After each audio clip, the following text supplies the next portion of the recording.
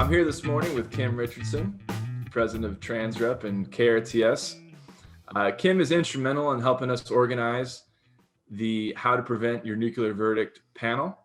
Without him, we couldn't have put all this together. So Kim, thank you so much for all the time and energy to get us thus far. You're welcome, Scotty. So Kim, we're here today just to tell the troops why they should come here and why they should attend. And I thought, just a simple lay of the land. You remember 2006, Kim? We didn't have smartphones back then. It was a simpler time. Apparently, we didn't have nuclear verdicts either. There was only 4 cases awarded then that were over $1 million.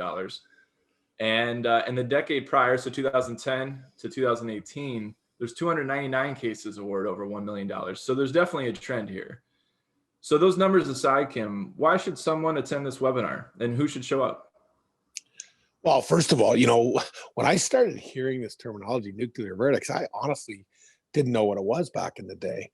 And as we see this thing progress, I mean, especially here in Canada, I mean, this is very important stuff, and companies need to pay attention to their bottom line. And insurance and lawsuits, they can cripple an organization. They really can, and we need to pay attention to this. So, from a who should show up perspective, anybody that's involved in safety, compliance, mid-management, right up to the corner offices, the C-suites. I mean, there's going to be a ton of information shared by some great subject matter experts from our industry, and it'll be time well spent for sure, Scott. Well, good, and thanks again for helping us organize it. Part of the reason why we thought this was useful for the Canadian audience is, in our time in Canada, we have heard some carriers kind of blowing it off as, hey, that's something that's happening in the US and isn't really going to happen to me. Why is that? Why is this a Canadian problem as well and not just a US problem? Well, we take a look across the country in a lot of provinces. A lot of the freight has moved into the US. And when this freight's being moved into the U.S., we're on American soil, and we play by the American rules, and that includes some of these enormous lawsuits that are happening because of accidents. Not only that, in Canada here as well, if companies are just traveling throughout Canada and the provinces, again, this nuclear verdicts isn't a U.S. problem. It's a North American problem for sure. So no doubt, which is why we thought, we had heard enough people either hearing the buzzword but not really sure what it meant or not sure if it applies to them. That was why we wanted to put this panel together. And so you and I dug in our Rolodex and thought who would be the right people to bring. Would you mind just sharing a little bit about and brag on some of our friends that we're going to bring to this party?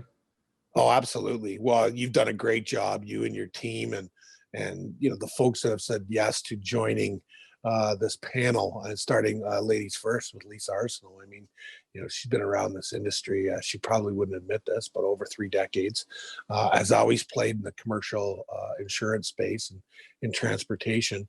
And she's a subject matter expert. I mean, she's been called on numerous times through different organizations, associations, insurance groups to speak, and I've heard her speak within the last 6 months about nuclear verdicts, and she does a great job. She's got a lot of data, she's got a lot of information, and when you take a look at some of the other subject matter experts, John Farquhar has been in this industry a long time as well, and has worked on the LP side, on the loss prevention side, with some of Ontario's biggest insurers, and John knows his business. He's seen what goes on out there, and I'm pretty confident that he'll bring some good substance to the panel as well. And let's not forget about our friend Johnny Ofield. Just a true book of knowledge, and knows all aspects of the business. And these 3 folks, they've been in the trenches with this. They understand it. They know their information, and to be able to share some of their stories as well as some of their suggestions and recommendations, not to get caught up in this problem.